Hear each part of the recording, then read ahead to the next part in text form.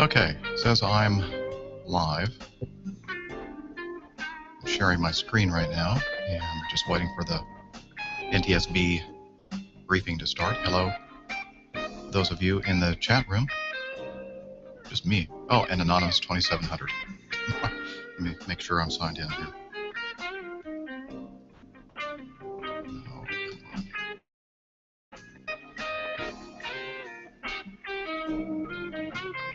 there we go. Yep, I'm signed in.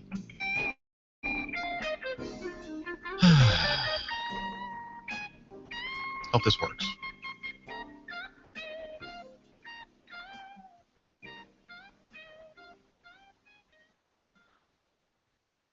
Oh, it's Everett. There's a delay here, about anywhere from 30 seconds to a couple of minutes. So bear with us. Here, let me show my face. Here I am.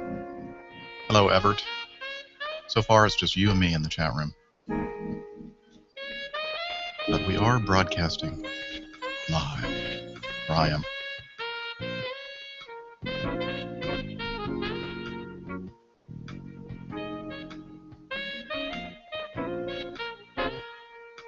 And now, we wait.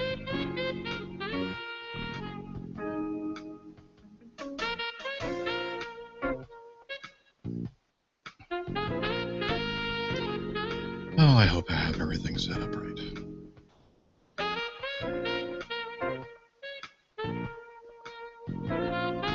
Hey, the NTSB is grooving. Soft jazz.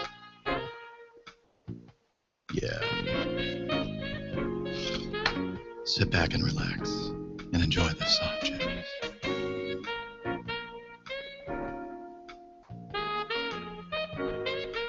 Coming at you. APG FM. Smooth jazz. All right.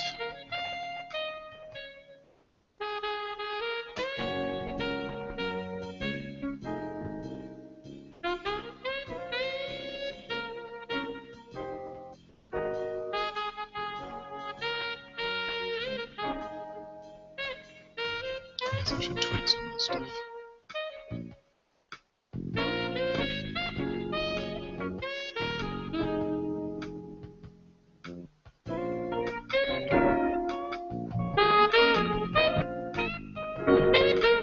Coming at you. APG FM.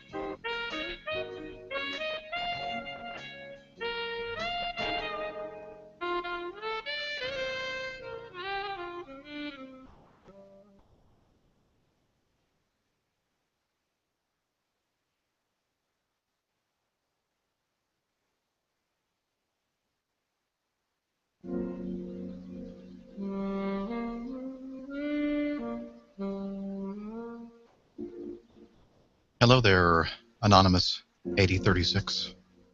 A little bit of a lag here, so have to bear with that. So what I see in the chat room and I respond to it sometimes takes a little bit of time. The built-in latency of the Hangout mechanism. Hey, Tim in New Zealand.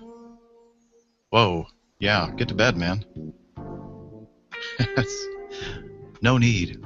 I'm sure I'll talk about this on the next episode. So go to sleep.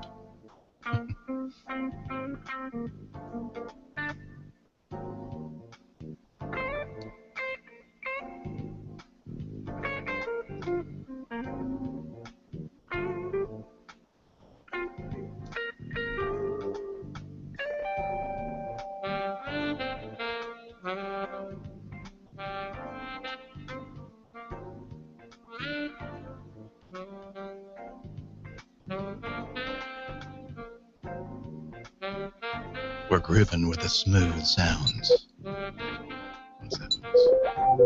Oh, that's me. The smooth sounds of the NTSB Jazz Orchestra in Washington, D.C.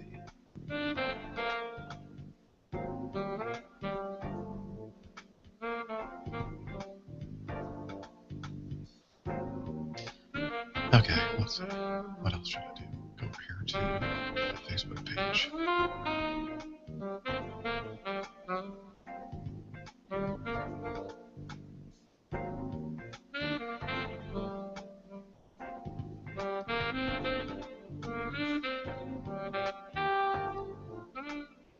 Right. Hey, I see somebody there. Little cute little baby. Is that Janelle? Is that Janelle's baby? Who is that?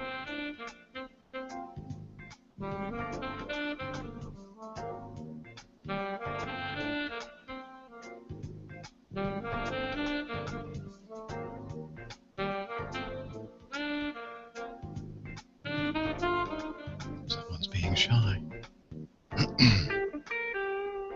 Oh, it's Fahim. Okay. Yes, you have, Fahim. You have joined me 14 years ago. I hope you're a little bit bigger now. Let's see, who else is here? We have me, Everett, Fahim, and Anonymous 8036. Don't worry, Anonymous, we won't tell anybody that you're here. We'll keep you anonymous. Okay, so if you're just now joining us, we are waiting for the NTSB to start their briefing. I'm going to go over here and share my screen. There we go. That's what I'm looking for there. Waiting for the music to stop and the briefing to begin.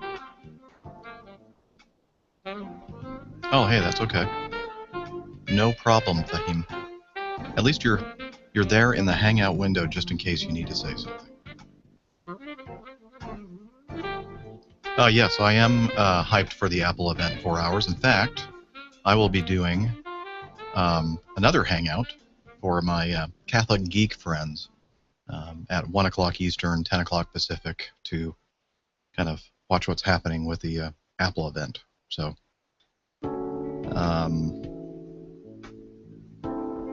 yeah.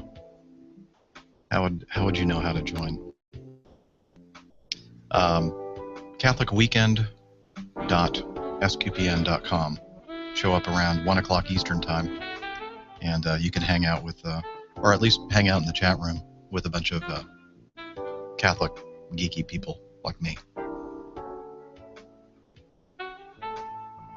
That's all right, Fahim. You can just stay in the chat room. If you're not going to actually talk or give me any video, then no sense in overtasking your machine. Nope, he's back. Nope, I hear you. I heard him for a second. Heard you cough.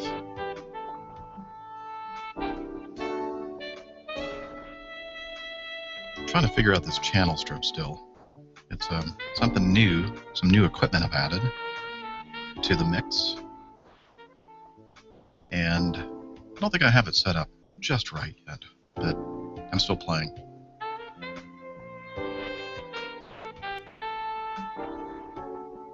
Testing 1 2 3, check check check 1 2 3. It's a compressor and a de-esser, an enhancer, and an expander gate.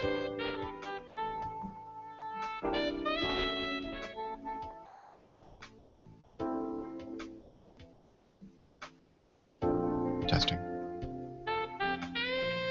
Testing 1 2 3. Go. Okay, we have some more anonymous people joining us. That's great. Hello and welcome to... Oh, looks like they're starting something. I see a slide. Oh, this is so exciting, isn't it? Here, let me... Here, hello. Good morning and welcome to...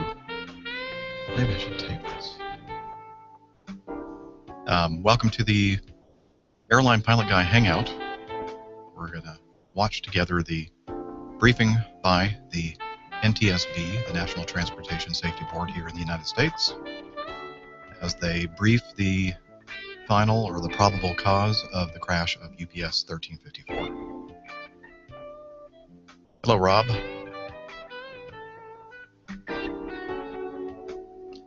Mariana, hello. Yep. Mariana, Rob, Everett, and then several anonymous people. Welcome, all of you.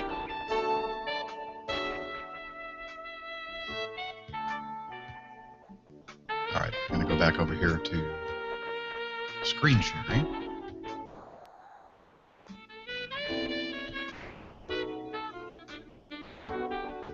There we go. Oh, it's been good, Rob. Thank you. My vacation has been, you know, just kind of kicking back, and I do miss flying though. I'm looking forward to getting back out there. I leave on Sunday afternoon for 6 days straight. So, but I'm looking forward to getting back out there in the jet. But it's been nice being around here and not having to get up too early and all that. Oh, the music stopped. That must be a good sign. I have a feeling we're going to hear something very soon. Oh, no. More music.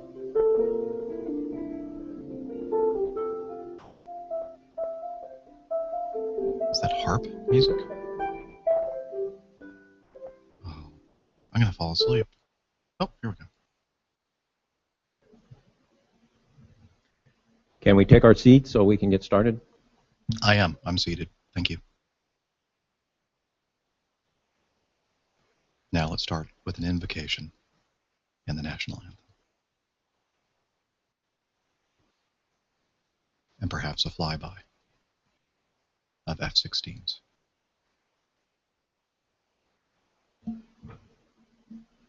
I would like to call the meeting to order. Good morning. Welcome to the boardroom of the National Transportation Safety Board.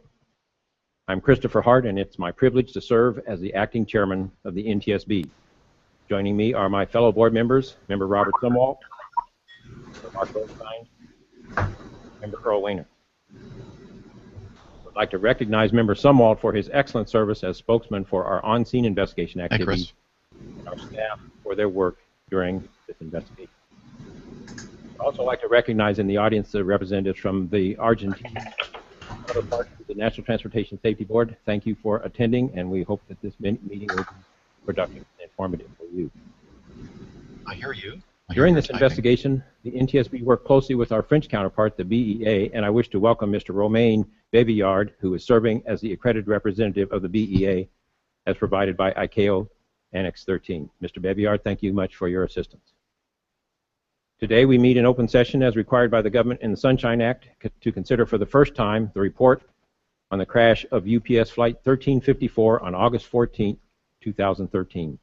The airplane, an Airbus A300-600, crashed short of runway 18 while on a localizer non-precision approach to Birmingham-Shuttlesworth International Airport. Tragically, the 2 pilots on board lost their lives and the airplane was destroyed. On behalf of my fellow board members and the entire NTSB staff, I offer our condolences to the family and friends of the 2 pilots who were lost in this accident. Although we cannot change what happened, the goal of our investigation has been to learn all that we can about the crash to prevent similar accidents in the future. The report that we consider today is a result of a thorough investigation, including an investigative hearing that we held on February 20th, 2014. In this morning's presentations, we will hear about many factors that played a role in this crash. We will hear about the communications within the cockpit during the flight and other communications between the flight crew and their dispatchers. From Kiev. We will hear about different types of approaches, continuous descent final approaches compared with the so-called dive and drive approaches. And we will hear about the role that fatigue played, including the management of off-duty rest opportunities by the flight crew. That'll be the interesting thing. In addition, today's presentations will explain the limited role that terrain awareness and warning systems can play during an approach. But ultimately, we will hear that this airplane is on an unstabilized approach. As this board has seen far too often with far too costly consequences, an unstabilized approach is a less safe approach. On such an approach, the risk of an adverse outcome increases substantially. The best way to mitigate that risk is to discontinue the approach or maybe compartments to go around. Over the years, flying has become much safer because the industry has become better at expecting and then preventing the worst. A go-around prevents the worst when an approach is not so wrong. Now, Manager Meyer will take care of some housekeeping details. Okay. That static is coming from the NTSB line. Good morning. In the event of unexpected evacuation, exit the time, please. When you enter the auditorium and exit to the front of the auditorium, please exit the available. We ask that you place on cell phones and the other communication devices and only to be silent. Seated to my right is the Director of Office of Aviation Safety, John DeLucia. Dan Ballard, the investigator in charge. Captain David Lawrence, operation. Hi, Mike. Captain Wilson, human performance. And Commander Fish Table, Steve McGladry. Behind Steve at the second table, Jeff Marcus. Yeah, that's okay, Marianne. Next to left, Donna Callahan, airplane performance. Dan's left, Mark George. And now they're doing introductions here at the briefing in Washington. And that static here, I have no control of General that. Counsel. NTSB. It was nice and clear for several minutes. The investigative approach with Dan Ballard has to go. Thank you. Dr. Bauer, please. Thank you very much. Thank you, Acting Chairman and members of the board. This presentation will provide an overview of the investigation of UPS Flight 1354, the cargo flight operating under the provisions of 14 CFR Part 121 that crashed during the nighttime non-precision instrument approach to landing at Birmingham-Shuttlesworth International Airport in Birmingham, Alabama on August 14th of last year. The airplane was destroyed by impact forces with the ground, and the 2 crew members were fatally injured. The flight departed Louisville, Kentucky, and was scheduled to arrive in Birmingham at 0450 local time. The full GO team was launched to the accident site in Birmingham. Board member Sumwalt was the member on scene. The board held a full investigative hearing on February 20th of the I think somebody cargo flight operating under the captain. 14 CFR. And I look back at the modified make sure that all your windows are closed that might have audio. Was scheduled closed there we go. For repairs between 4 and 5 a.m. local time.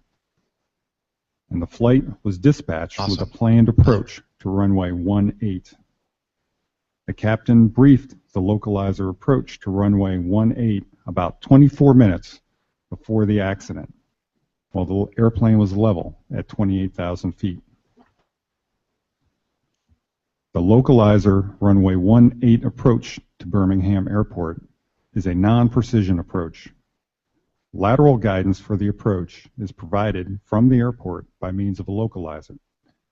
And because the approach does not have ground-based vertical guidance, the crew briefed and prepared for the vertical guidance to be provided by the flight management computer on the airplane by means of a computer-generated glide path angle. Programming of the flight management computer in the accident will be discussed in Captain Lawrence's presentation.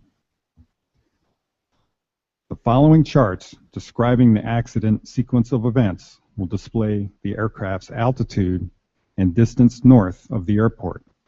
In this orientation, the runway is located in the lower right corner of the chart.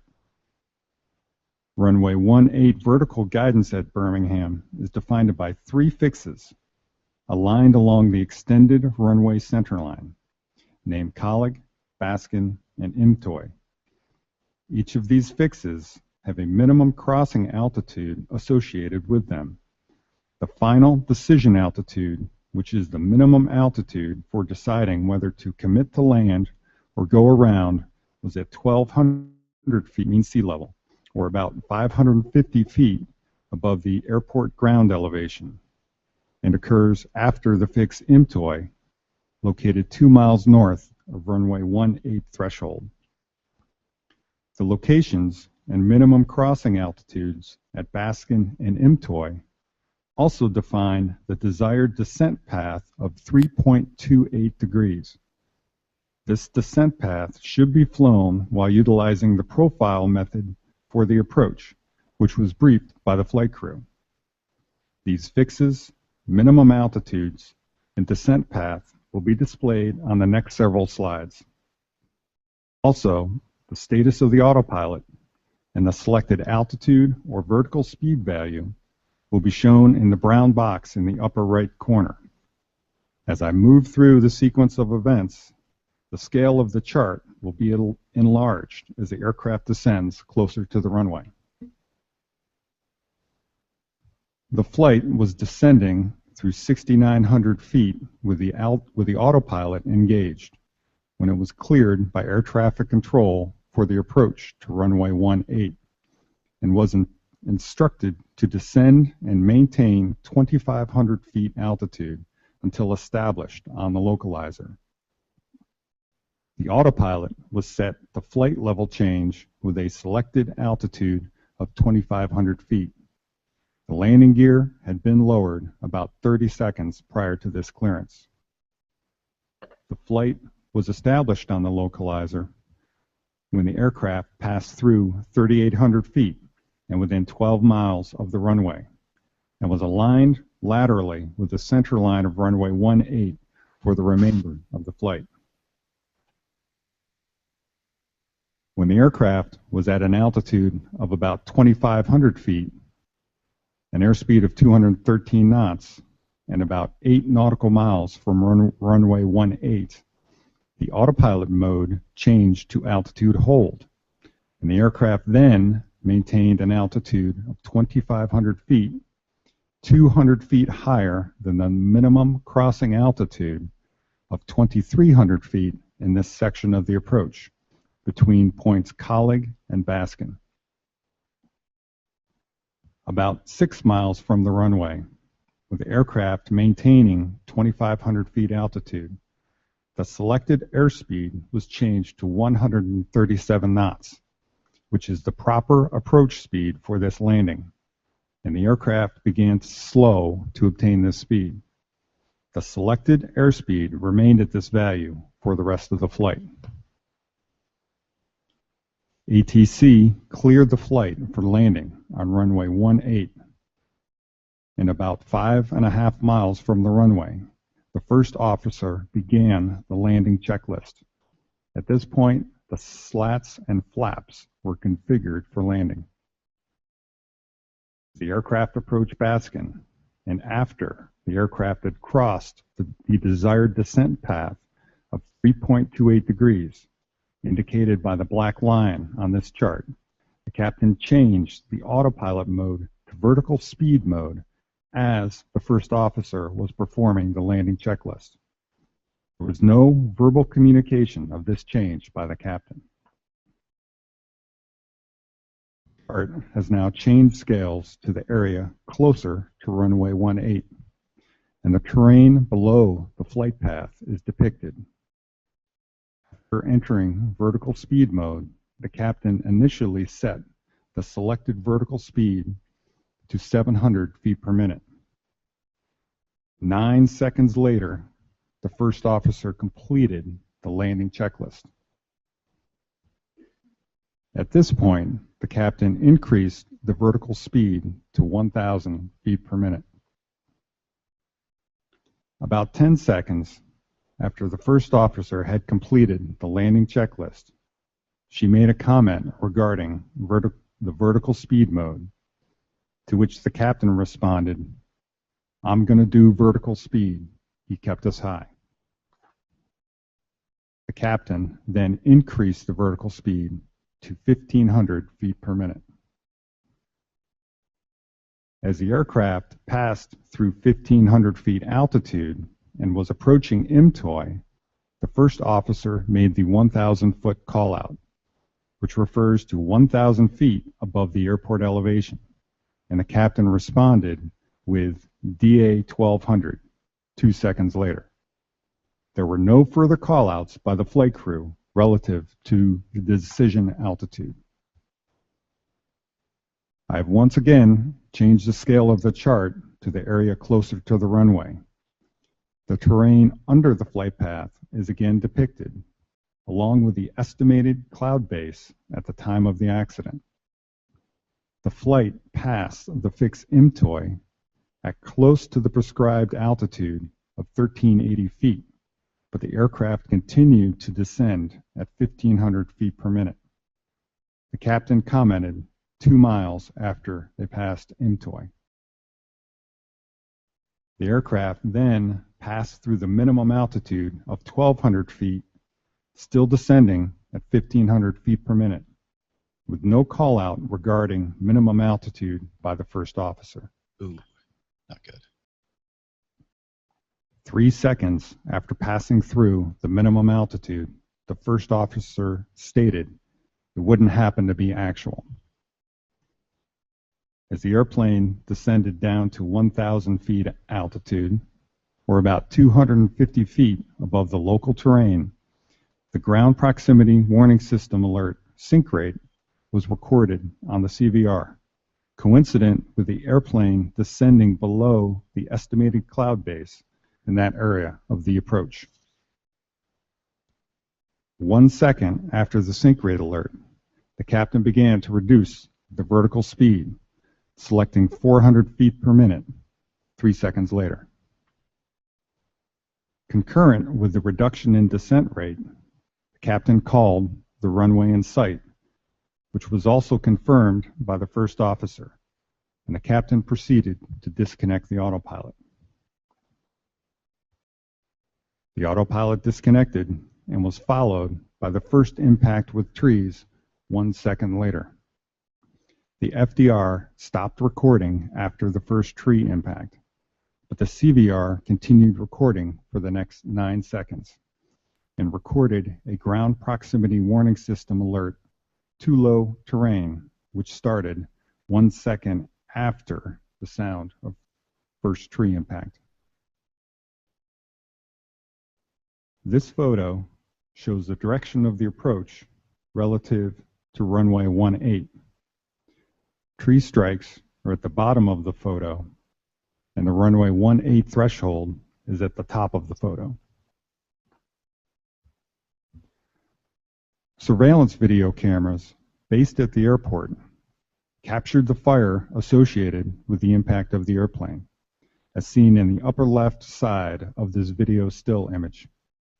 Also noticeable in the videos is the presence of clouds over the impact area. Information from these videos, in correlation with the CVR and FDR, indicated that the estimated cloud base depicted on the previous profile view slides was at about 350 feet above the airport elevation. This ceiling differed from the current weather reported to the flight crew. The safety issues examined during the investigation, which will be discussed by staff, include dispatch of the accident flight, relevant weather information, flight crew communication, execution of non-precision approaches, adherence to standard operating procedures, flight crew monitoring, fatigue, off-duty time management, and terrain awareness and warning system alerts. Board member Sumwalt launched with the team, and I would like to acknowledge the NTSB staff who participated in this investigation.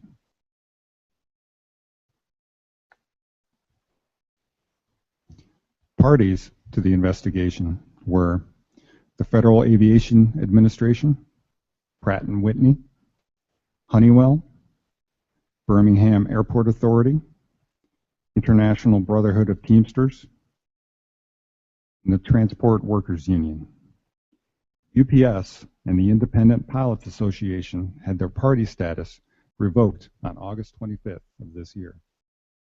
Okay, I'm going to turn that down a little bit as they're Francis introducing the parties to the investigation. Agency, the BEA, See if I can participated under the get back provisions to of ICAO Annex 13 my picture. as an accredited representative to the Here we go. investigation. So hello everyone and welcome Airbus to this and the Hangout. European This is the Aviation Safety briefing, Agency the final cause or the probable participated cause in of the the crash of investigation the as technical UPS advisors to the cargo BEA. jet in Birmingham, Alabama, early in the Thank you, morning. Acting Chairman. in This August of concludes last my year. overview of the accident. I forget which day. We have 14th, I follow-on think. presentations by Um, Captain David Lawrence for operational anyway, factors, Right off the bat, Dr. Catherine Wilson for the flight big thing crew that sticks out to performance, me is there and was Mr. no Steve call out of the McGladrey decision for altitude, terrain which awareness is and warning critical, systems. and the fact that the We will now weather was proceed lower than what with Captain was being Lawrence's reported presentation. at the time. So Thank their you, Dr. expectation Ballard, of what Captain they were going to Lawrence. be able to see and break out in time to see the airport environment Good was morning.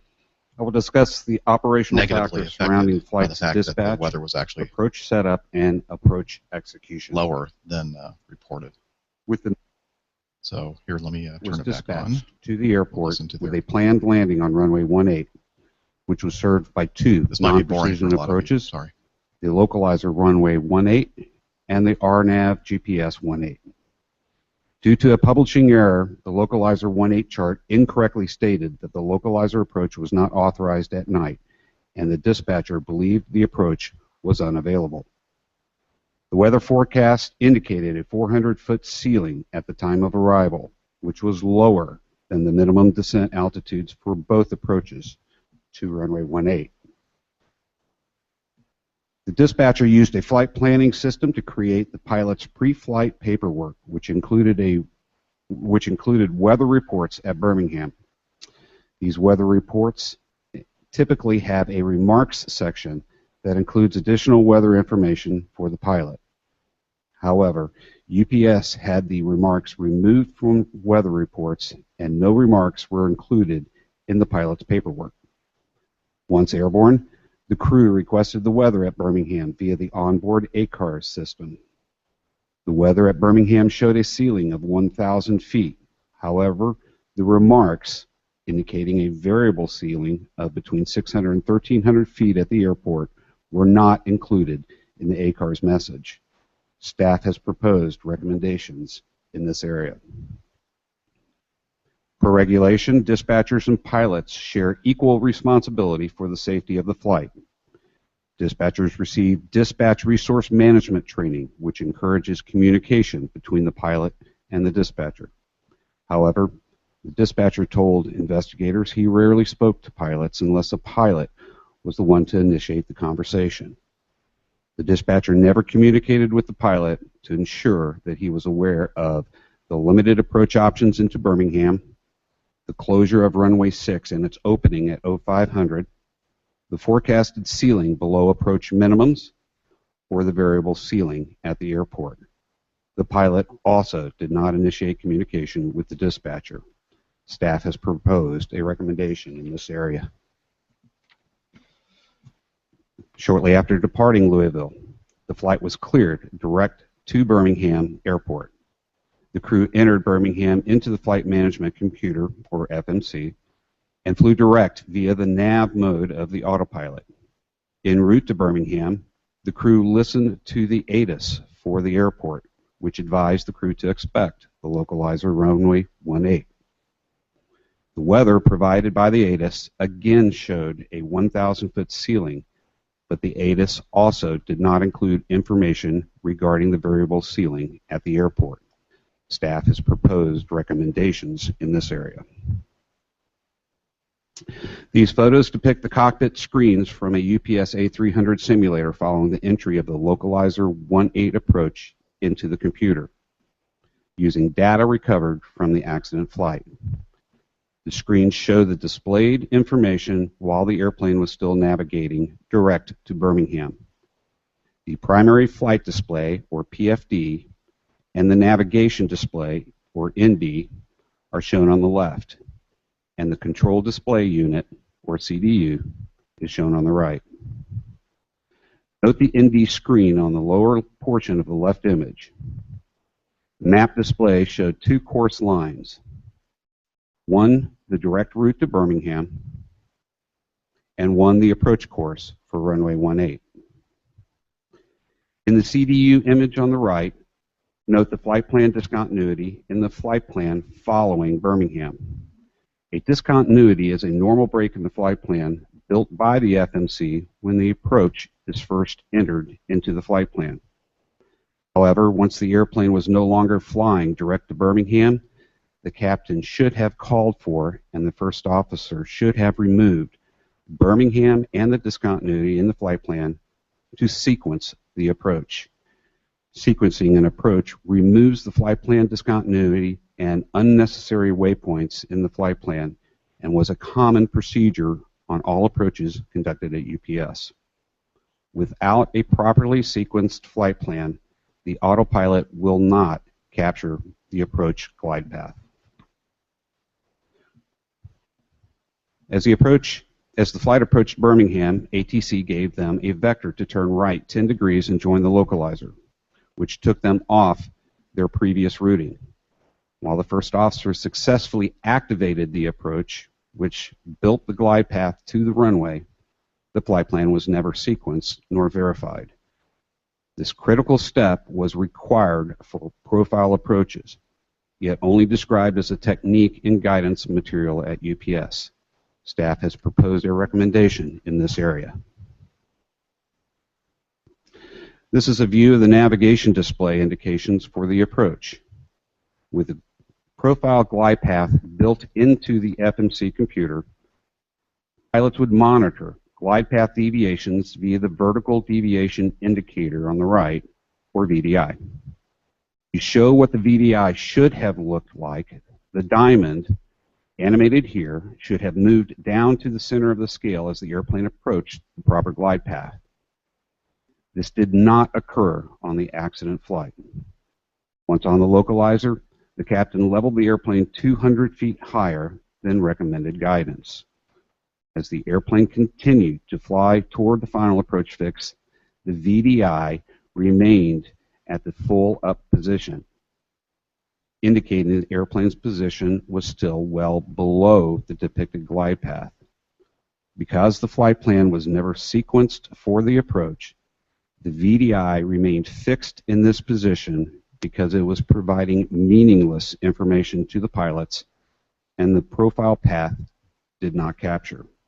Staff has proposed recommendation in this area.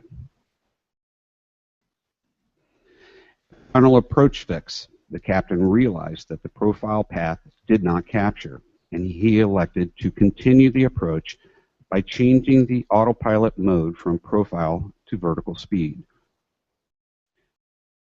The captain did not communicate his intentions for changing the approach method to the first officer and increased the descent rate to 1,500 feet per minute. The first officer made the required 1,000-foot call-out. However, the captain continued the vertical speed descent at 1,500 feet per minute, which exceeded UPS stable approach criteria of no more than 1,000 feet per minute. At this point, the captain or first officer should have called for a go-around, but the airplane continued descending. The first officer did not make any additional required call-outs for the approach. The A300 could have been configured for low-altitude oral call-outs, but they were not enabled. Staff has proposed a recommendation in this area. At about 250 feet above the ground, an oral sink rate caution alert sounded in the cockpit. The captain responded by reducing the selected vertical speed.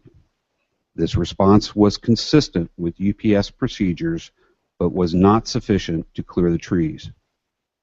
UPS pilot responses to a sink rate alert were defined in the FAA-approved Aircraft Operating Manual, or AOM, and pilots were trained and evaluated on those procedures.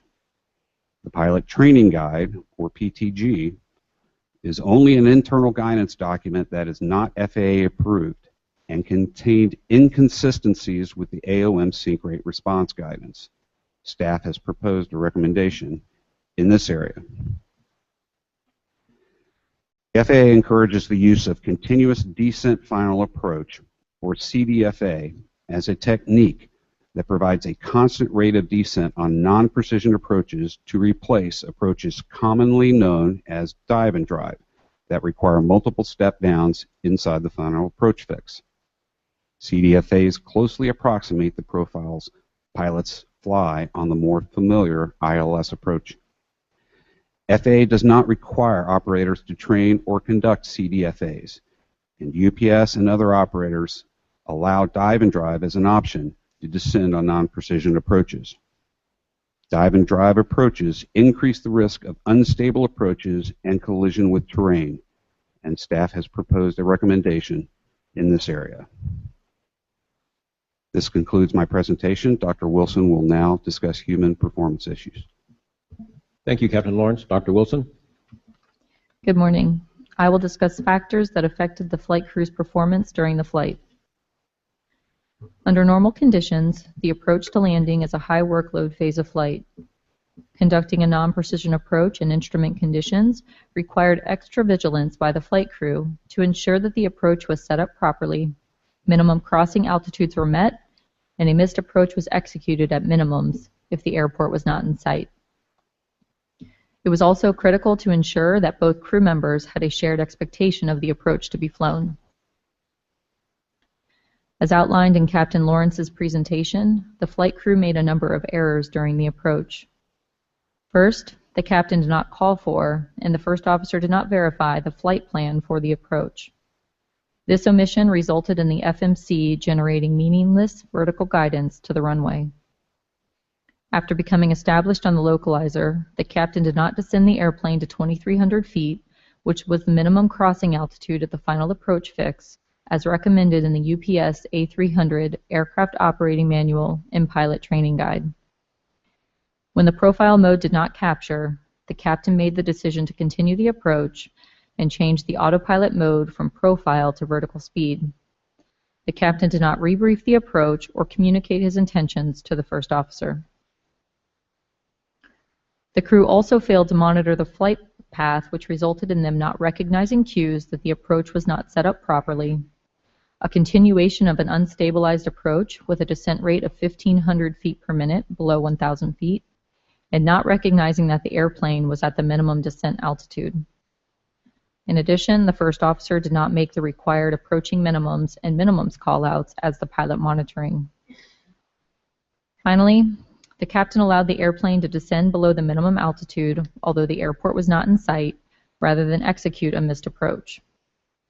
I will now discuss factors surrounding the flight crew's performance, including the role of fatigue, workload, and expectation of visual meteorological conditions on the approach.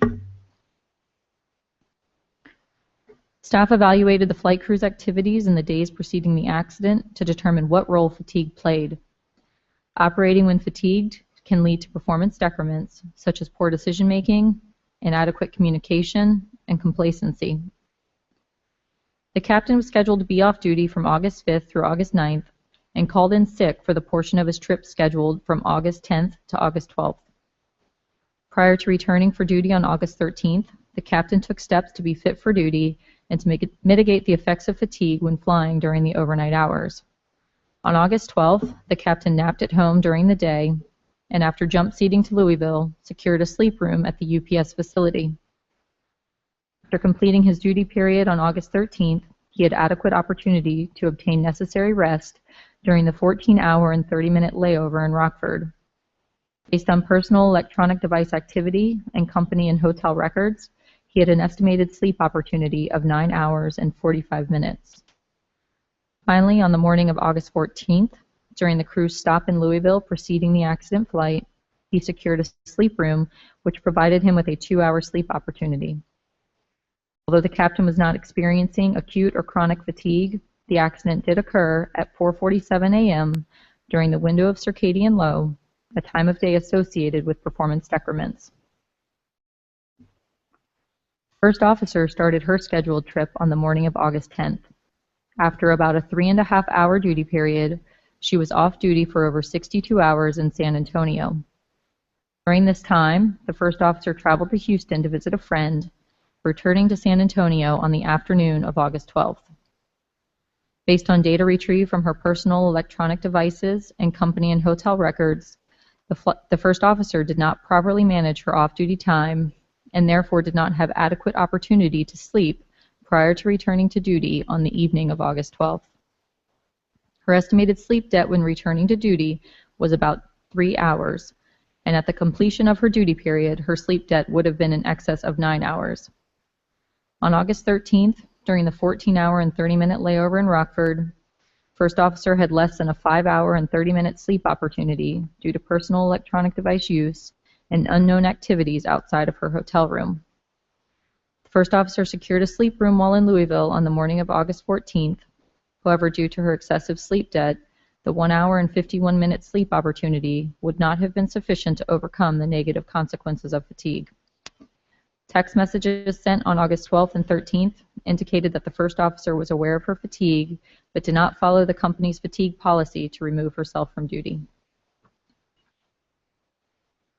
Staff also evaluated the first officer's workload during the approach. As pilot monitoring, the first officer's workload increased when she had to mentally process the captain's change of the autopilot mode to vertical speed without him briefing her. Because the captain did not communicate his intentions regarding the change, the first officer did not have a shared expectation of how the approach was going to be flown. First officer's workload further increased because the 1,500 foot per minute descent rate selected by the captain was about twice as fast as the normal descent rate of 700 to 800 feet per minute used on most flights. The excessive descent rate increased the pace of the first officer's pilot monitoring duties. Finally, the weather encountered during the approach was inconsistent with the weather reports that the flight crew received. The weather provided by the UPS weather system prior to departure and received en route through ACARS and the Birmingham ATIS reported a 1,000 foot broken ceiling. No weather provided to the flight crew reported the variable ceiling around the airport, as stated in the remarks section of the 0353 weather observation. Incomplete weather provided to the flight crew likely created an expectation that the airport would be visible just after making the 1,000 foot call out. However, the estimated cloud base encountered by the crew on the approach was estimated to be 350 feet.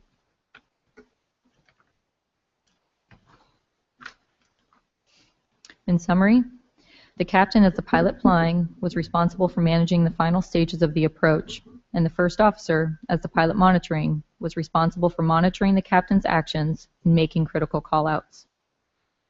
Factors identified as contributing to the flight crew's performance include fatigue due to circadian factors. In addition, the first officer was experiencing acute sleep loss as a result of her ineffective off-duty time management. Staff has proposed recommendations in this area. Also, the increased workload due to the change in the approach and the excessive descent rate further impeded the first officer's ability to make critical call-outs. Finally, the flight crew's expectation that they would encounter visual meteorological conditions below 1,000 feet likely created a distraction from their duties. Mr. McGladrey will now discuss the terrain awareness and warning system. Thank you, Dr. Wilson. Mr. McGladrey.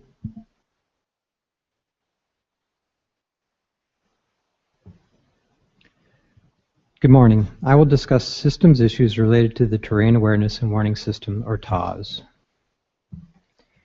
The airplane was equipped with a Honeywell TAWS, a Mark V Enhanced Ground Proximity Warning System, or EGPWS. This system has multiple different alert functions. There are basic functions designated as modes 1 through 6, and enhanced functions which use a software updatable terrain and obstacle database.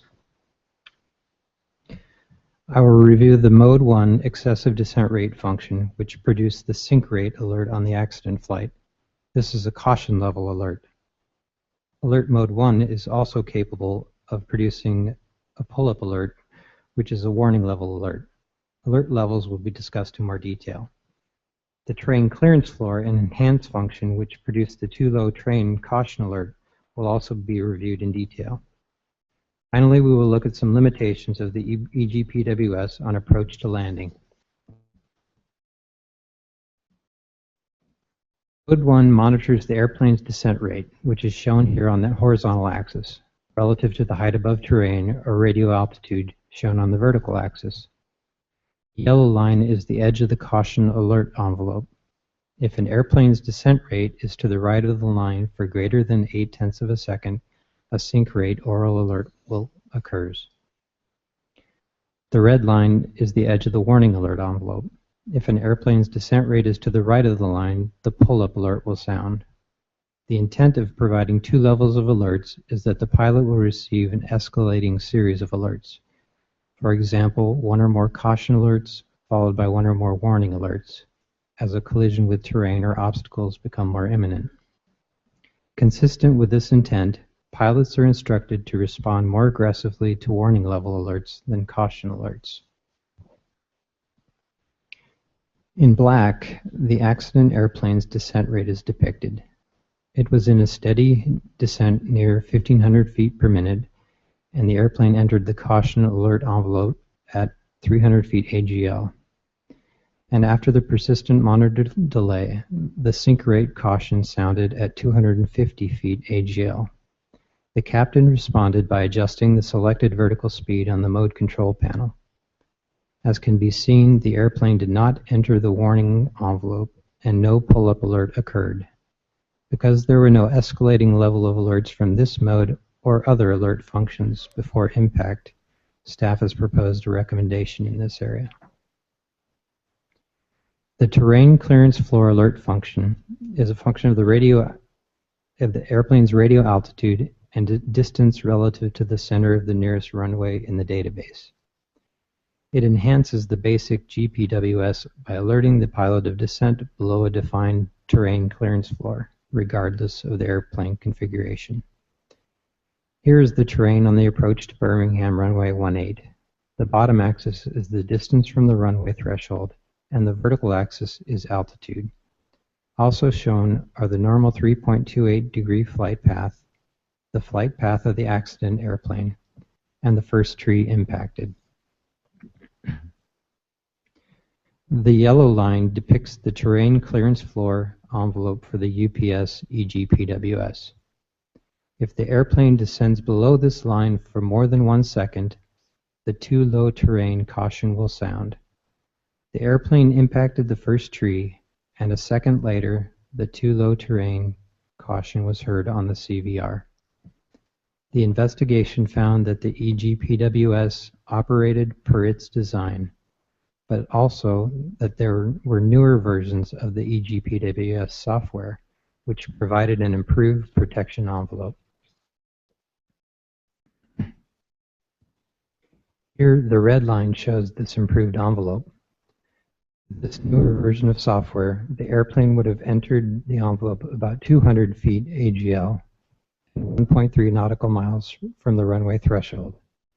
And the too low terrain caution alert would have sounded about 6.5 seconds earlier than the alert the accident flight crew received. As noted previously, the airplane's descent rate was about 1,500 feet per minute, which would have reduced the effectiveness of the alert. Flight simulator results indicate that the airplane could have avoided terrain if the CFIT avoidance maneuver had been executed within 2.4 seconds of this earlier too low terrain alert. However, it was not possible to determine whether the pilots would have, in fact, performed that maneuver or performed it in time to avoid terrain. Staff has proposed a recommendation in this area. Many EGPWS alerting envelopes are reduced when the airplane is in landing configuration and close to the airport to provide a balance between safe alert timing and nuisance alerts. Mode 2 provides protection against excessive closure to terrain. However, the envelope is substantially reduced in landing configuration and further reduced with higher descent rates. No Mode 2 alerts were generated during the accident flight. Terrain awareness look-ahead alerting, an enhanced function, is desensitized near the airport. For this airport, only terrain greater than 400 feet above runway elevation would produce an alert. No look-ahead alerts were generated during the accident flight. The terrain clearance floor mentioned previously is not adjusted for high descent rates, which makes even the newest versions of software less effective. In March 2014, the FAA chartered a special committee to develop an industry consensus set of TAWS standards reflecting the mature nature of this technology and incorporating enhanced requirements and new capabilities. Staff has made a recommendation in this area. This concludes my presentation. Thank all of you for your very excellent presentations. We'll now begin the question and answer session with Member Sumwalt. Member Sumwalt. Well, good morning.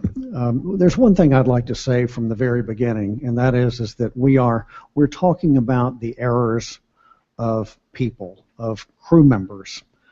And I want to make the point to begin with that these were very good people. They were loved by many. They had many friends. And so I don't want to sound like I'm sitting here to cast judgment on their character. I'm not at all. But what we are here to do is try to understand the errors of the crew members so that we can prevent them from happening again. And I was a pilot for, I don't know, maybe 32 years. And believe me, I've made plenty of mistakes, plenty of serious errors. And as the saying goes, there for the grace of God go I. So yes, we are talking about the errors they made, but it's strictly so that we can understand those errors and keep them from happening again. As a pilot, I think that there were two critical errors that this crew made. The first was not sequencing the flight plan, and the second was not monitoring. So I thought, as Captain Lawrence said, we sequenced the flight plan for every landing so that we have a nice center line depicted on our flight on our nav display. And so how did they miss that? And last week, when we were listening to the cockpit voice recorder one more time, what I do when I'm listening to a CVR is I close my eyes and I try to put myself mentally in that cockpit so that I can try to understand what was going on in that cockpit. And right at the point of time where the controller said, turn 10 degrees right, intercept the localizer. For me, having flown Airbus products before, as soon as you're turned off of your navigation leg and start being vectored for the final approach, that is the point right there where I would call for the flight plan to be cleaned up or sequenced. And that's right where this should have happened in my mind. That would be the cue, the trigger, that you're turned off of the navigation course, now you're being vectored. But right then, the first officer started making a comment about, oh, what other runway would they expect us to have? Runway 6 is closed. What do they want to do, rolling out another runway? And I think that it was not a malicious comment, but nevertheless, that broke the train of concentration, and it started that error chain.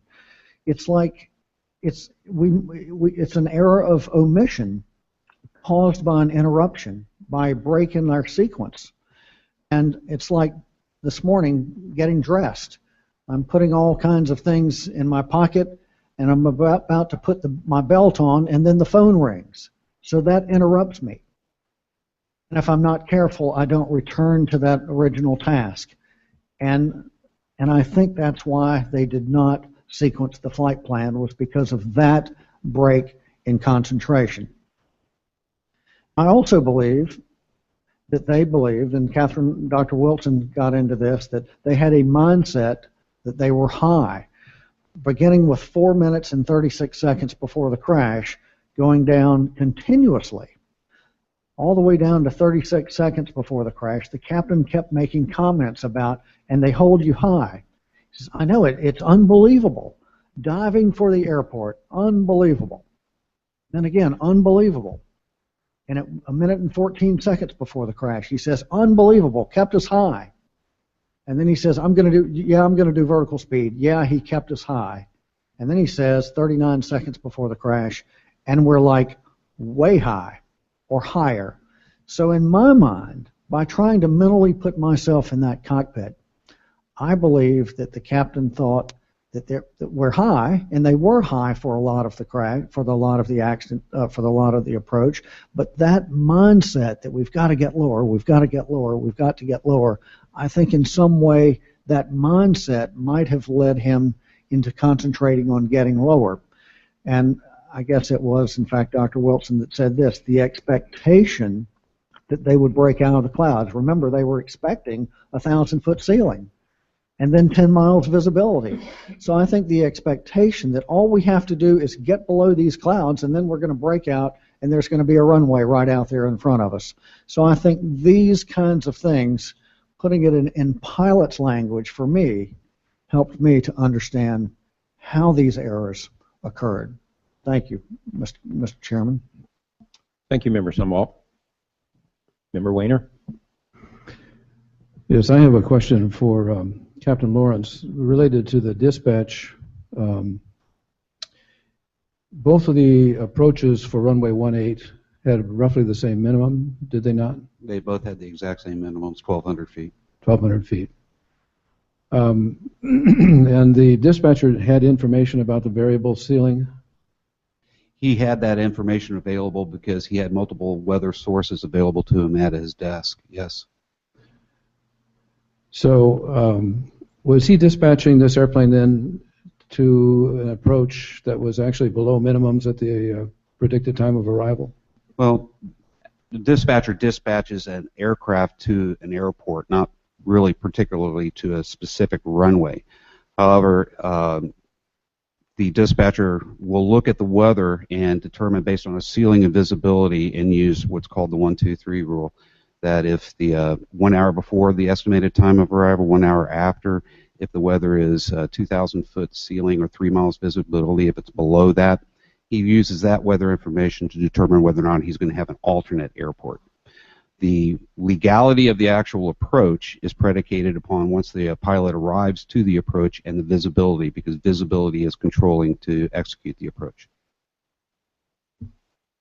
So for this approach, he would have, based on the ATIS information, which was roughly a 1,000-foot ceiling, he would have been legal to start the approach? He would have been legal based on the visibility, which was 10 miles.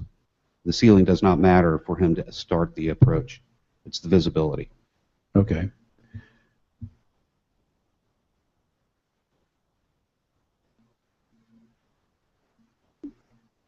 What was the reason for, and you mentioned in your presentation that the ceiling visibility or the variable ceiling information that was in the remarks were not available to the flight crew.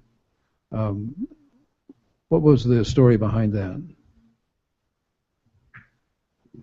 Well, it depends on which data point you're talking about that was the crew requested the information. From a dispatch standpoint, the remarks were not included in the dispatch for the METARs that were included in the dispatch paperwork because UPS made a decision to remove those remarks from the LIDO system because they were having problems with multiple redundant METARs being printed out. So to solve that problem, they removed the remarks and had one METAR, a single METAR for that was on the dispatch release. The next data point would have been the ACARs. When they were airborne, they asked for Birmingham weather, and they essentially received the 0353 weather, which said 1,000 foot. 1,000-foot ceiling. However, the remarks about the 600 and 1,300-foot variable ceiling was not included in that onboard transmission that was sent to the pilots because the source for the information going to ACARS that would have been sent to the pilot was the same LIDO system that had removed the remarks.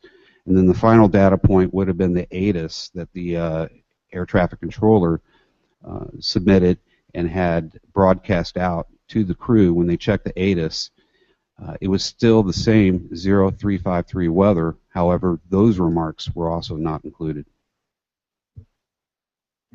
So then the reason to believe that the flight crew had expectations that they were going to break out at 1,000 feet, roughly 1,500 MSL. The only ceiling information this crew received relative to Birmingham in this approach was a 1,000-foot ceiling. Can you comment on, again, the dispatch issue, dispatching to, from the dispatcher's point of view, he thought the localizer approach 1.8 was not available. But the flight crew was not aware of that? That is correct. And what other approach did they have available? Well, for the time of arrival that they were coming in, they only had just the RNAV approach? The RNAV GPS was the only alternative at that point in time. All right, thank you. Thank you, Member Wainer. Member Roskine? Yeah, I just want to begin with acknowledging all the aviation group and really be able to give you some credit for the evolution and increasing sophistication of your fatigue analysis work that you've been doing. I mean, there are 4 core fatigue factors, 2 were relevant here, but we've really moved beyond just fatigue to fatigue due to and specifying what those physiological factors are, because what that does is allow you then to target your recommendations to make sure we're going to make a difference in those. And I want to make sure we don't leave off some really innovative recommendations that are coming out of this report. But in that analysis, there's also an opportunity to determine what fatigue factors didn't play a role. So one of the things here that was analyzed, wasn't discussed in the presentation, is that the FAA has changed the flight duty rest rules for pilots. Part 117 came out, are now in place, and of course there have been a lot of questions about what role that might or might not have played in this accident. So Dr. Wilson, could you give us a sense of what was actually analyzed to determine could we rule that in or rule it out as playing some role in this accident? Sure. I think, as you mentioned, it's important to note that 117 didn't apply until January 4th of this year, and so therefore it wasn't applicable to any operator at the time. But we did want to take a look and see whether 117 would have changed the outcome of this accident. Would the schedule have been different? We not only looked at the accident pairing, but we also looked at 60 days prior to the accident. For the first officer, we found no issues in any of her schedules in the 60 days prior. For the captain, we did find 3 trip pairings that would not have been compliant with 117. The first one was in June, and I should also mention that the FAA did this review for us, and then we reviewed their analysis and agreed with it. In June, one of his rest periods was 4 minutes short of the 10-hour minimum. 10-hour minimum rest requirement by 117, and then there were also 2 duty periods in July that there were 6 consecutive nights of overnight flying, whereas 117 would limit that to 5 nights. We looked at whether we thought that there would be some sort of chronic fatigue that would have been accumulating due to this, but in between each of these trips, the captain had off anywhere from 6 to 8 nights, and we feel like that would have been adequate time to make up any sleep debt that would have been lost during the 6 consecutive nights that he was flying. So to your first point, 117 wasn't even in place at the time of this accident, but knowing that that's a considerable issue, you looked at it anyway, and there's in fact a finding in the report specifically addressing whether this played a role or not. Correct, and we do not think 117 issues would have changed the outcome of this accident. And one of the things that's been recommended by the previous Transportation Secretary is that anybody could opt into the 117. We'll talk about that in just a second too. But do we know who actually, for example, is UPS, or are there any other carriers that have the option to actually fly according to are they doing that or not? Do we have any data about that? We did ask the FAA if any operators not under 117 rules are complying with it, and the answer was no. The other thing is, clearly, what you've just said, 117 doesn't apply as far as our fatigue concerns in this accident. But the NTSB has concerns generally about 117. Do you want to say anything about that? Well, I think the board is on record saying that we don't think that any operator should be excluded from the regulations. We want one level of safety for all operators. Great. And I'm just going to add a little bit here because we're almost at the end. On December 21st, 2011, former Chairman Hersman actually has a press release that came out related to the new FAA flight and duty, and I'm going to add her words to yours, since yours are the sort of current version.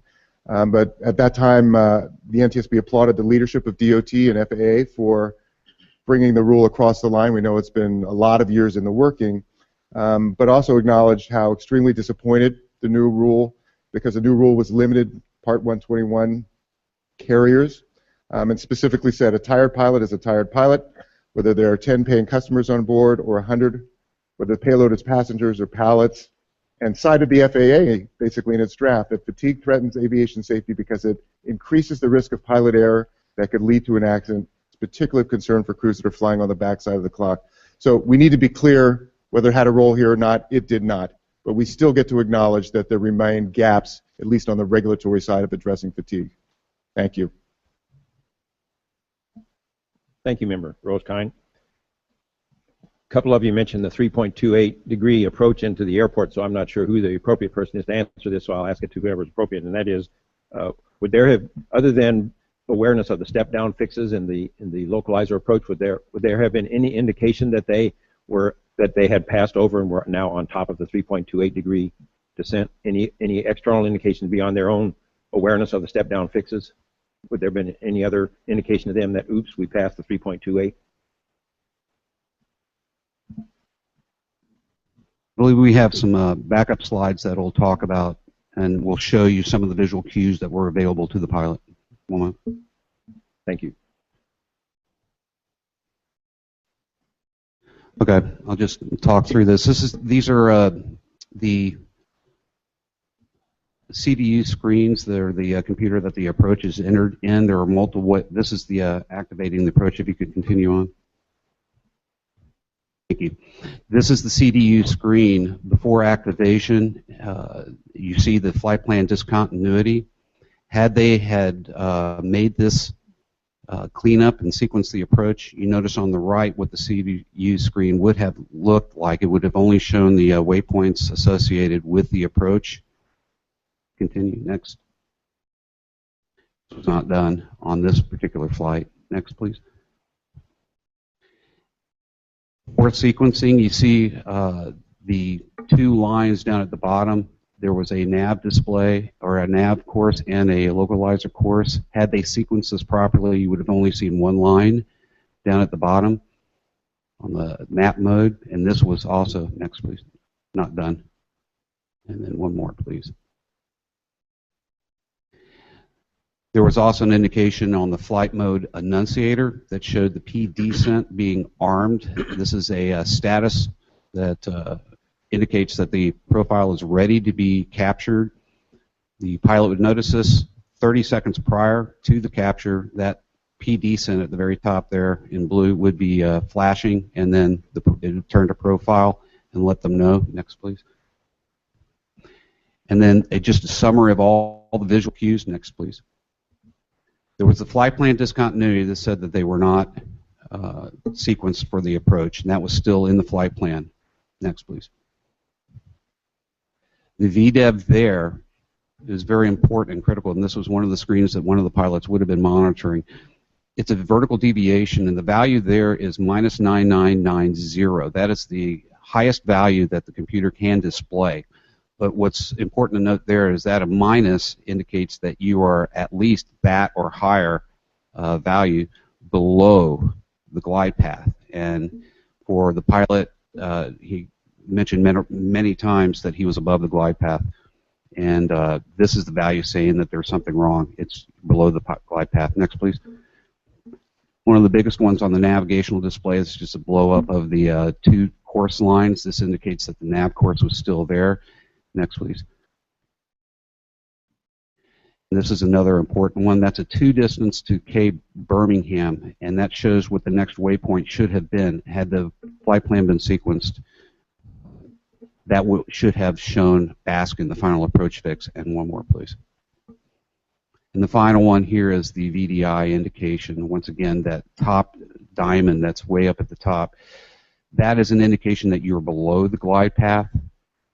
There was, in summary, there was no visual indication other than the altimeter that said they were at 2,500 feet instead of 23. There was no visual indication cue that said that they were above the glide path. Okay, thank you. That was very helpful. Next question, I think, is for Dr. Wilson, and that you mentioned about a sleep room. I think you were the one who mentioned that. Can you give me some idea of what kind of accommodations, facilities we're talking about? I don't have a sense of what a sleep room consists of and how useful it is really to get needed rest and things like that. Please give me some description of the sleep room. UPS, their facility in Louisville and some of their other large sort facilities have private sleep rooms with a single bed, table, light, and a telephone. There's nothing that can distract the pilot in the room, such as a TV or anything like that. So it is an area where the pilots can have a completely pitch black room, rest on a comfortable bed, and get the sleep or nap that they need prior to going back on duty. They do also have, if you don't want to go into a sleep room, some quiet rooms with lounge chairs or recliners, and then other quiet rooms that do have a TV. So there's different levels where pilots can get the rest that they feel they need prior to their flight. Any sense, this may be an unfair question, but any sense of how good the sound insulation is in the sleep room? We did ask UPS about that. After interviewing one pilot in particular, he mentioned that some of the exterior rooms overlook the sort, and they may be noisier than other rooms. But other pilots that we interviewed said that by putting in earplugs, it would cut out the noise. And I believe UPS has stopped using some of those rooms that overlook the sort due to the noise that some pilots have reported. Okay, thank you. Now we'll proceed to the second round of questions. Member Sumwalt. Yes, I want to talk about the EGPWS and the auto callouts, or the smart callouts. And the draft report points out that the crew, if a newer software version was available on the TAWS, on the EGPWS, the too low terrain caution would have sounded 6.5 seconds earlier and 150 feet higher than what the crew actually received. But I also want to note that, as Mr. McGladrey said, due to the excessive rate of descent and the fact that we don't know if the pilots would have reacted to that caution within 2.5 seconds, we could not determine absolutely whether this new software would have positively prevented the accident or not. But what I can say is, if this new software was installed, it would have at least given the crew a greater opportunity to avoid the crash. And what I did is I've gone through a number of publications. At the 14th Flight Safety Conference that Airbus put on in October of 2007, the reminder that was given to the Airbus operators who attended was that Airbus encourages the operators to upgrade EGPWS software and for it to install GPS improvements that enhances efficiency that are available on every Airbus aircraft family since May of 2006. And it's free of charge. That's what it says. So here's an Airbus Flight Safety Conference where Airbus is urging the people flying their airplanes to install this software. Now, in August of 2008, the Flight Safety Foundation published an article written by, and by the way, the UPS is a member of the Flight Safety Foundation, so they would have received this publication. This article was written by Don Bateman, who invented EGPWS, and also, ironically, this article was reprinted in the UPS pilots' flight safety publications. This was in the IPA Safer Skies in 2008. So this article, called Indispensable Upgrades, where Don Bateman, who invented EGPWS, urged people to keep their software up to date.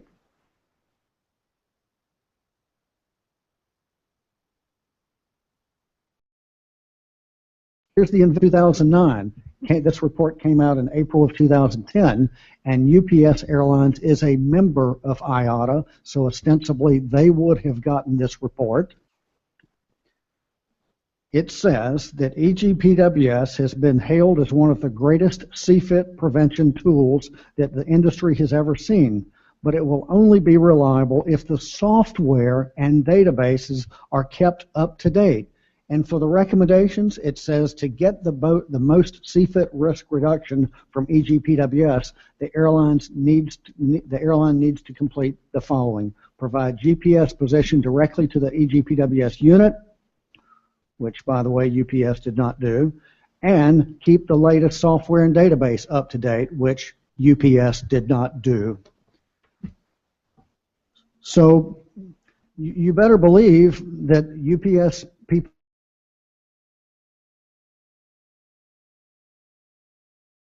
that iPhone software up to date, but yet the airplanes that are carrying their people and their passengers, their people and their packages, the software is not up to date on a device that could prevent this accident.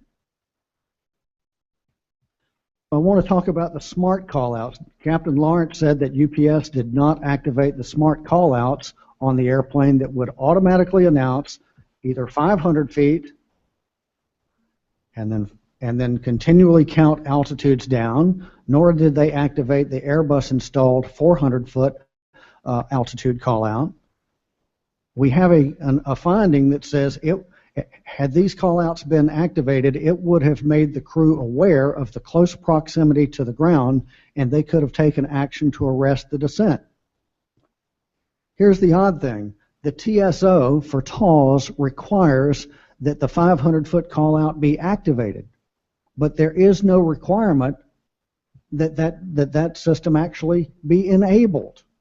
The system has to have the auto callout, but the operators don't have to install it, have to activate it. It's like requiring cars to have seat belts in them, but not requiring people to wear the seat belts. And Mr. Chairman, I'm just about to wrap it up. I see my time's up. This is a document here that the Flight Safety Foundation published a few years ago. This is a document that is hailed in the industry as being one to talk about how to prevent CFIT. It's about 300 pages long. It's called Killers in Aviation.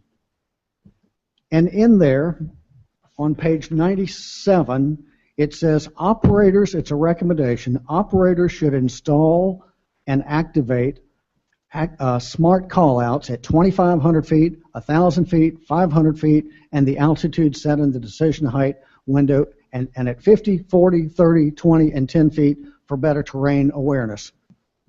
This industry guidance was not heeded. But yet on their other airplanes, they do have those smart callouts, but not on the Airbus fleet. And everything that UPS does is about efficiency. They've got guys running around with clipboards and stopwatches to make sure that if an airplane is a minute late, somebody's going to be held accountable for it. But the sad thing here, this was a layer of defense. The smart callouts and the updated TAWS were two defenses that could have possibly prevented this accident. And if you're interested in efficiency, I can guarantee you that on August the 14th of last year, those packages on that airplane did not get delivered by 10:30 in the morning.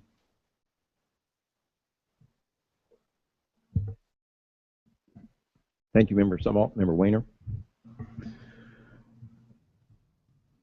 Well, being in a position downwind, so to speak, of Member Sumwalt, I had some questions or some comments about CFIT. and GPWS. They've already been made. Let me just point out that enhanced ground prox has been very effective in eliminating and the CFIT accidents. But in this case, the situation was such that the GPWS didn't know the difference between landing and flying into the terrain, particularly because of the high descent rates. So with that, I think I'll just release the rest of my time. Thank you, Member Wayner. Member Roskine. So, Dr. Wilson, let's go back to some of the specifics of the fatigue. One of the challenges in backside of the clock flying has to do with the window of circadian glow that occurs in the middle of the night. This is biologically hardwired into every one of us. We see its effects literally at the cellular level. So the way to address this is to either readjust the clock or to at least acknowledge there's a performance challenge and then do other kinds of strategies to offset that performance reduction. So there are a variety of things that people can do to adjust the clock. NASA, when its shuttle program, used to have things they would adjust the astronauts before launch. Olympic athletes do this, military does it, etc. UPS has a lot of information, an alertness guide, CRM, and other curriculum. Do they have any specific information on the use of light or other specific physiological techniques that would help pilots make this adjustment? UPS does have the flight crew alertness guide, which is very thorough and talks about different strategies that pilots can do before duty and while on duty to either prevent themselves from being fatigued prior to coming on duty, or if they are fatigued, if they find themselves fatigued while on duty, strategies that they can do, such as increasing cockpit lighting, reducing the temperature in the cockpit, getting up and walking around, strategic use of meals, if it's an augmented crew, how to use naps. So they do offer a wide variety of things for flight crews to educate flight crews on how to mitigate the effects of fatigue in flight. So I want you to hold on to those, because what I'm trying to differentiate is you can shift the circadian clock, but that literally requires, pardon me here, of understanding light exposure, the range of entrainment of the internal clock, when and how to get advanced versus delayed. All I'm wondering is there any information about that level of complexity that needs to be done? Because then I want to move to the other one, which you were just talking about. But I don't recall that it specifically talks about use of light after a nap. It does talk about how to adequately nap by using blackout curtains, earplugs, eye covers, those type of things to ensure it. But in terms of getting, strategic use of lighting afterwards, no. Right. So again, we'll go there in just a second. But the point is, if you want to adjust the circadian clock, there's a complex, sophisticated piece of information or sets of information you could actually do that. There's no information about that from UPS. The pilots didn't know that. So what these folks did learn, we'll go back to what you were answering before, is knowing there's a risk there, what are the things that you can do to try and offset that performance deficit to some point, which are all the things you listed before, right? It's not to shift the clock, but that's to offset the performance. So that's why I wanted to address that really in two ways. One is first with the first officer, because you basically characterize that as mismanagement because there was time off, etc. And just sort of one line about when you characterize that as mismanagement is there were a lot of strategy time available, but she ended up accumulating a sleep debt as opposed to actually getting sleep that was needed. One line about that? Right. Basically, from what we found looking at her personal electronic device use, that she did not allow herself adequate time to get the rest she would need and not acquire a sleep debt prior to going back on duty. Right. Now, let's shift to the captain, because we actually got to credit this individual. I always very simply think you got to acknowledge there's a risk and then you got to do something about it. So the captain's acknowledging a risk. In fact, we even have him talking about fatigue on the cockpit voice recorder. Talk about schedules and things. I mean, he's acknowledging. Talk about the schedules. So he's acknowledging fatigue is a real issue for him. And then we got to give him credit because he's actually seeking out sleep, nap, etc. In fact, I noticed in the report, you mentioned this earlier, he had a 9-hour, 45-minute sleep opportunity the day before, broke it into 3 parts. And you acknowledge that fragmented sleeping is good, but you got to give this guy credit for pursuing 3 different opportunities to try and get a large enough opportunity for getting the sleep room. We're challenged because we've lost this individual. And so we don't know if he got that nap. We don't know how much time of sleep was there. But this guy's action tells us he's acknowledging and actually trying to do the right thing with what's going on here. So tell us, in these circumstances, how would sleep loss or circadian affect human performance? What should we be looking for? You have a couple slides, 46 and 47, that went right to what we saw in the accident, but just connect those for us. You know, what we'd expect sleep and circadian to do, and how do we see that manifested in the accident? What we've seen from the literature, the scientific literature, and also other accidents and incidents where we found fatigue to be an issue, reduced performance can include poor decision-making, poor judgment, reduced vigilance, increased reaction time, complacency, reduced working memory capacity. There's a lot of factors that we can see, performance decrements that we can see when someone is fatigued. And do you want to just, I don't want you to repeat them because you had slide 46 and 47, but just talk about how those generic performance impairments were seen manifested in this accident. Just a couple of them. Sure. The primary one, we didn't have, the pilots weren't monitoring. They didn't follow their standard operating procedures. We also had the captain not briefing, the first officer of the change in the approach, and the first officer not making those critical call-outs below 1,000 feet. Great. Thank you. Thank you, Member Rosekind. I have no further questions at this time. Any other member have any further questions?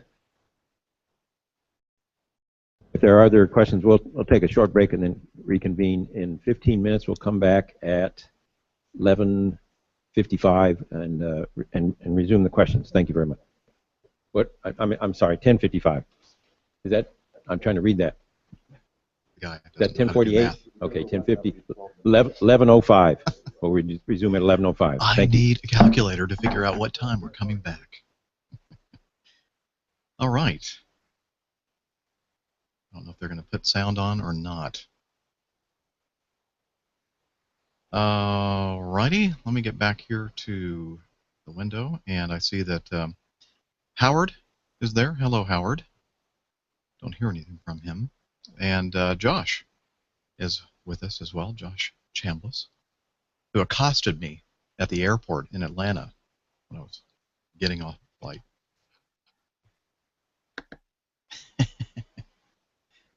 Okay, Josh, you're unmuted.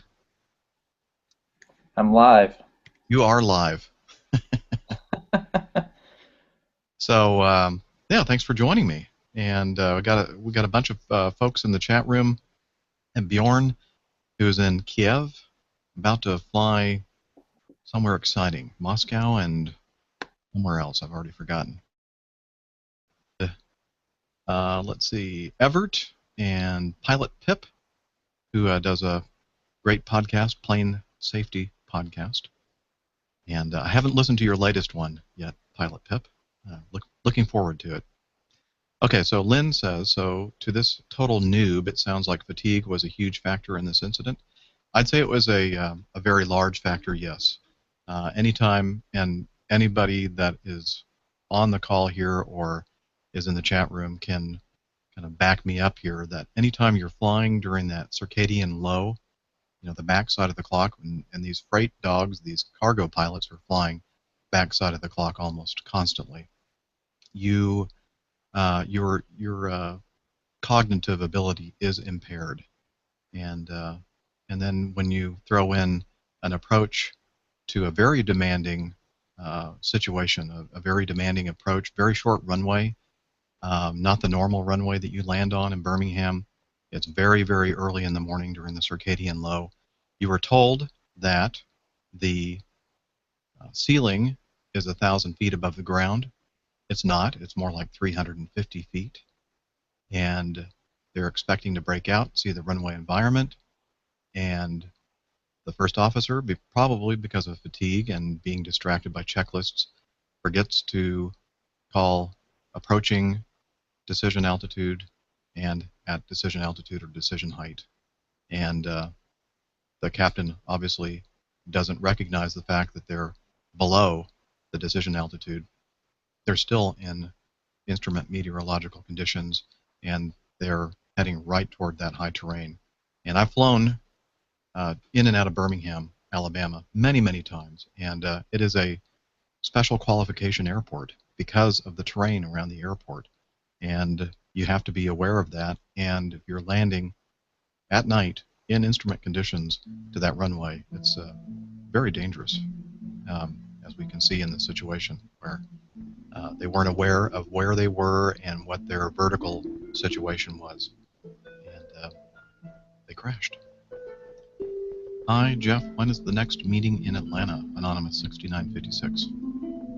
I don't know. I'm hoping that we can do something maybe next month.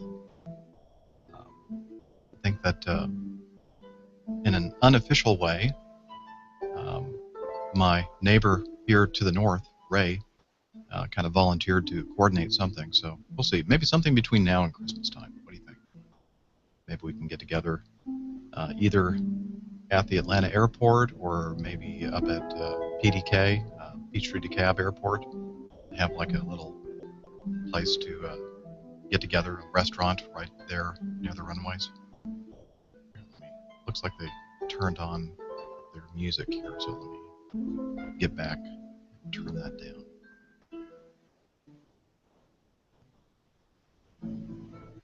There we go. I don't want to completely turn it off, though, just in case they come back. There we go. Okay, let me get back to my Hangout window.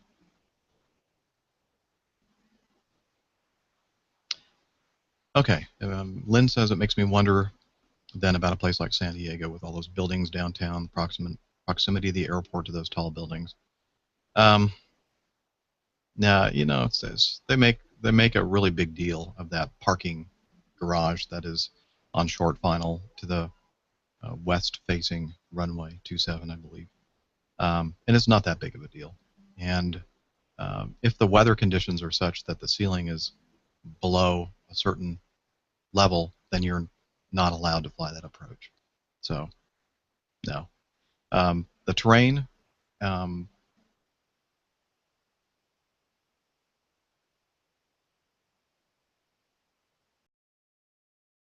close to the altitudes, and this was just a matter of losing that situational awareness, that they were that close to the ground. And I think you can couple that with bad weather reports, so they had an expectation for something that they didn't really have. The other thing that is a factor is the fact that the terrain awareness system, or TAWS system, what does that stand for? Terrain, I thought I wrote that down. Terrain awareness warning system, I think, or terrain alerting warning system, had a software upgrade that UPS decided not to perform. Had they performed, the envelope would have triggered the too low terrain warning 100 or 200 feet higher than when they received it.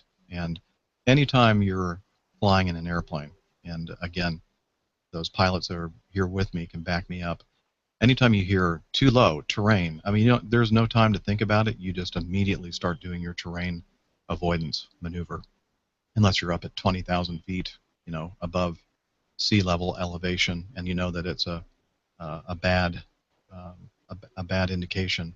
But anytime you're on approach and you receive a terrain, too low terrain, you immediately execute your terrain avoidance maneuver, which is a pretty severe maneuver to get the airplane heading upward and away from the terrain. And after you do that, then you can figure out why you got the terrain warning, and you know, get all reassembled in the cockpit and take over from there. But again, the enhanced ground proximity warning system installed in this Airbus A300-600 had not received the free software upgrade from Airbus. UPS decided not to do it for whatever reason, and so they didn't have that extra little buffer that would have probably saved them. Although you could also say that had the first officer noticed that they were descending through 1,200 feet, which was the decision altitude, and called it, then the decision would have been made at that point, either to go miss or continue to landing. And in this case, they're still in the weather. They would have said missed approach, and they would have executed the missed approach procedure. But that call out did not occur. And again, a lot of people would say, well, they're flying backside of the clock. they're fatigued, bad weather, and it all came together to result in this terrible crash. Hello, Fahim, who's Specky Nerd. Back from lunch. That was quick. You eat very quickly. Right now, the NTSB is on break, but I think we've really heard pretty much everything, all the findings in this accident. And as many people know, especially people like Pilot Pip, who are into flight safety, know that these accidents usually happen due to a chain of events. Usually it's not just one thing. It's one thing after another thing after another thing. And I would say that what happened here was the expectation of, well, first of all, kind of the surprise that they were going to be going to this runway because 624 was closed. The fact that the weather that they received was not completely accurate. The fact that when they were vectored for the final approach course to the RNAV GPS runway 18 approach, they didn't clean up the flight management computer so that they had actually good profile information, vertical profile information. The captain realized it, switched to vertical speed, and wasn't completely aware of the vertical situation, was using a descent rate basically twice as high as he should have been using. And then, for whatever reason, and again, communication was a big part of this. The captain wasn't communicating with his first officer saying, hey, I'm out of the RNAV mode now, I'm in vertical speed mode. And the fact that the first officer, most likely because of fatigue, didn't realize they were going through the decision altitude and didn't call it out. Again, they're expecting that they're going to break out of this ceiling, this weather, at 1,000 feet above the airport elevation, and they're going to see everything they need to see to continue. So, you know, communication, bad weather, again, which is communication, it just all added up to be a bad situation. Let's see, Pilot Pip says, ATIS is updated every 30 minutes unless there's a significant change. Yeah, but there was you didn't hear this, Pilot Pip, there was a remark that was not given to the pilot crew, either in their company communications via ACARS, nor on the automatic terminal information service, that the ceiling was variable below that 1,000 feet. So the crew did not know that. So the ATIS information was not completely accurate. They were still calling 1,000 feet on the ATIS. And early in this briefing, they showed a still shot from the video, a surveillance video, that showed the fireball of the aircraft where it had crashed, and you could see from the reflection of the fireball the very low ceiling height there, which was about, they're estimating 350 feet. Yeah, you could ask the tower, but there was no reason to ask them because they didn't expect anything different. Yeah, Fahim, this what we're watching this morning is the National Transportation Safety Board concluding what the probable cause of this accident is. Exactly, Doug. You know, we're humans and we expect certain things, and that's maybe why the first officer didn't call out the decision height or decision altitude, because she was expecting that they would have been below the ceiling height, you know, before that occurred. And so perhaps they didn't realize by looking at their altimeters that they were as low as they were. Yeah, this was definitely human error. No mechanical error at all. Now, there were some mechanical issues, not mechanical issues, but there were some things that contributed to the cause of this accident, Fahim. The fact that the terrain awareness, avoidance system, whatever the TAWS stands for, had not been upgraded to the new enhanced version. And the fact that the weather that was reported was not accurate. The fact that the crew was fatigued, the fact that the crew did not clean up the flight management computer for the approach, so they didn't have the vertical guidance necessary to complete that approach, but they went into vertical speed, and the fact that that was not communicated, and yeah, so anyway. Oh, Pilot Pip says, I just realized you were doing a live video cast. Oh, hello. How could you not realize that? Oh, did you not hit the play button? There you go. Well, good to see you. Well, if you're near a webcam and microphone, Pip.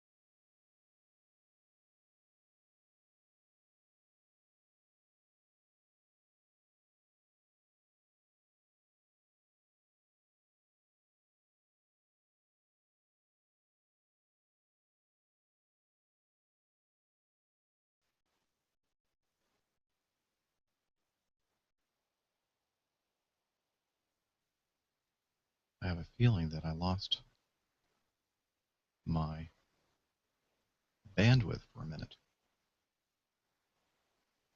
Okay. Am I back?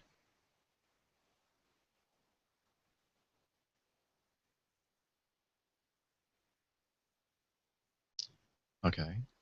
Looks like I'm back.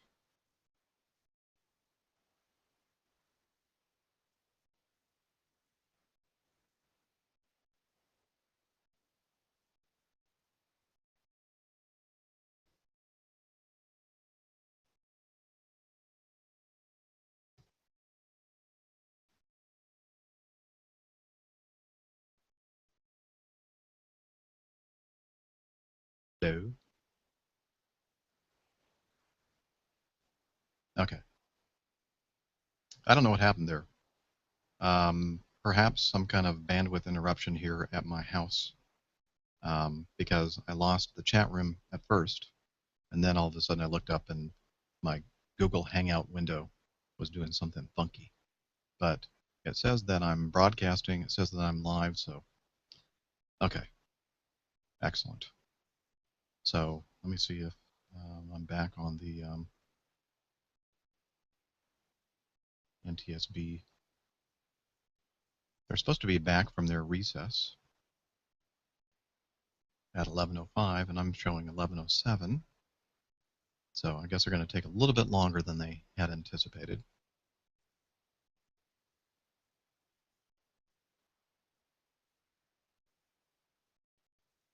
Oh, you're welcome, Fahim.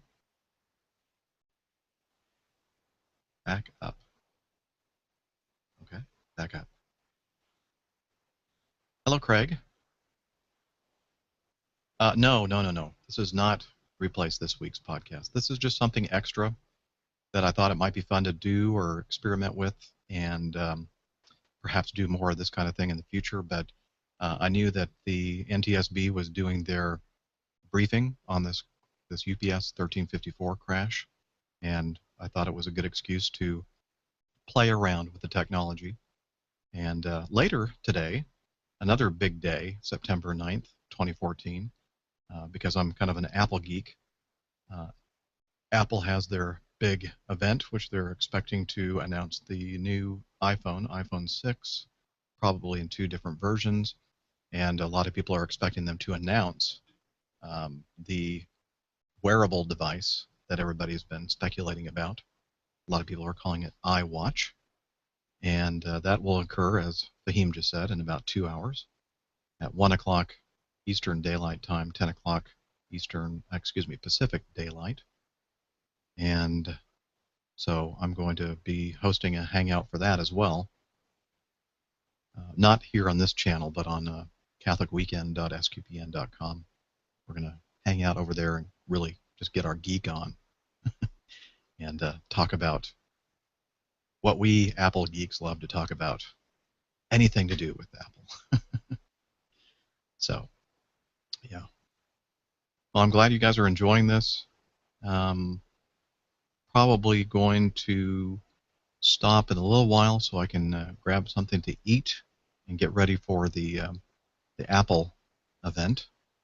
But again, I'm looking forward to looking at the written report of this conclusion of the investigation of Flight 1354 and looking at the recommendations and that kind of thing, and you know, what we can learn from it. But clearly here, it looks like it was another case of pilot error, fatigue, lack of communication, misrepresentation of weather, etc. So, as always, there's always several different things that kind of are working together, and it's not just one thing going wrong, but it's many, many things happening in a chain of events that result in tragic consequences like this.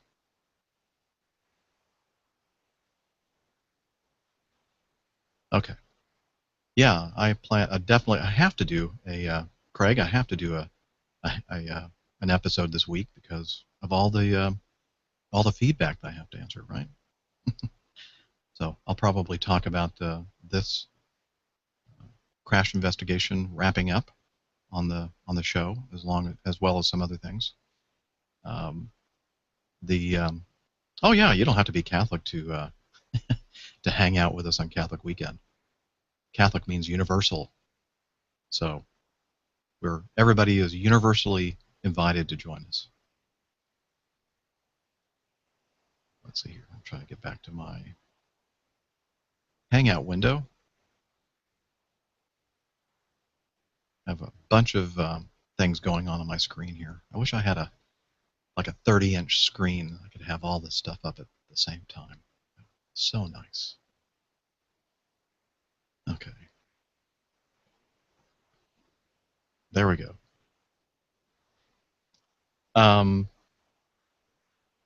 Sounds like Jeff is wrapping up. Sort of, Lynn. I don't know. I'm not sure exactly what they're going to talk about here next on the NTSB briefing. I know that they did talk about wanting to say something about drug use, and I think they're talking about non-narcotic drug use, like prescription drug use in the cockpit for pilots. And so that might be kind of interesting to hear. But I have a feeling that the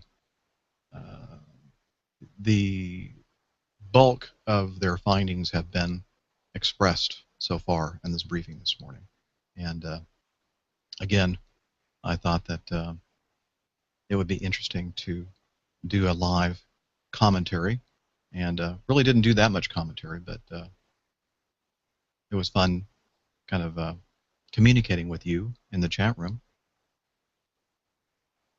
And I think I will conclude this because I'm not sure that we're going to get much more from the NTSB briefing. If you want to hang out yourself and continue to watch this board meeting of the National Transportation Safety Board, I can give you the link,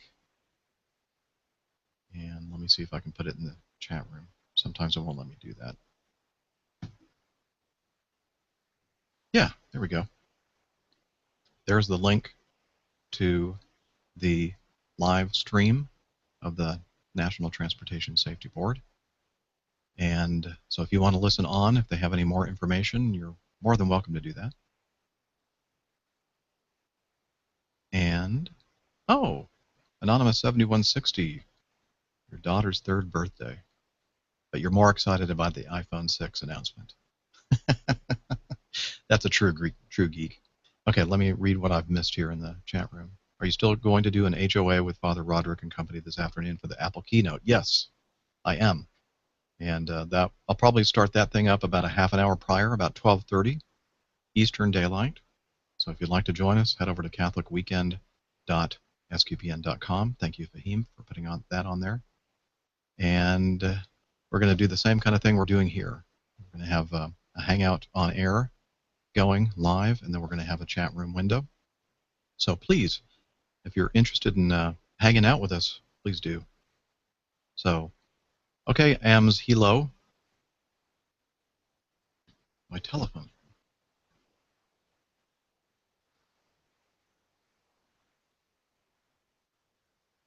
Okay, so looks like I have some things to do to get ready for the next Hangout, and I need to grab a bite to eat. So thank you, Everett. He says, thanks for hosting. Live stream sessions like these are great. I need to cook myself some dinner too. Well, thank you, Everett, for joining us. Amshilo or Amzalo, I'm not sure how you pronounce that. Get something to eat. Thanks for hanging out with us. Lynn, Mike, let me see. I'm going to look on the thing to see who all is here. Oh, Father Corey, hello. Didn't know you were hanging out with us as well. Are you going to hang out with us for the Apple event? I hope so. That's going to be here in about an hour and 15 minutes. I'm going to crank up the chat and the Hangout for that. Bjorn, thank you. In Kiev, this is so amazing. This technology we have to use free software and our laptop computers and some internet to communicate like this with each other. It's just amazing, this time we live in. So be safe out there flying. Pilot Pip, thanks for, you're still here with us. Thank you for joining us and adding your 2 cents worth, or 2 pence worth, I guess. And look forward to listening to your latest episode, episode 6 of the Plane Safety Podcast. And yeah, that's it. So signing off, and I'll see some of you later. Take care. And let me see here. Over here to my Hangout window. And I'm going to end it. So thank you all if you're watching. Take care and God bless.